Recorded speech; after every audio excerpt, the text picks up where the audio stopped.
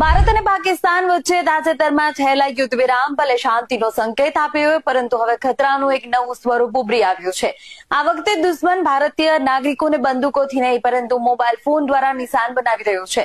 દેશની સુરક્ષા એજન્સીઓએ એક મોટી ચેતવણી જાહેર કરી છે અને એ છે એક નંબર ઉપરથી જો તમને 91 73 40 92 70 02 જેવા નંબર પરથી કોલ આવે છે તો સાવચેત રહો। આ નંબર ભારતનો લાગે છે પરંતુ તેમાં સ્પૂફિંગ ટેકનોલોજીનો ઉપયોગ કરવામાં આવ્યો છે। આનો અર્થ એ છે કે વાસ્તવિક નંબર છુપાયેલો છે અને તેમને નકલી નંબર દેખાય છે। કોઈ પણ અજાણ્યા કોલ પર જ્યારે તમારી ઓળખ કે વ્યક્તિગત માહિતી આપશો નહીં।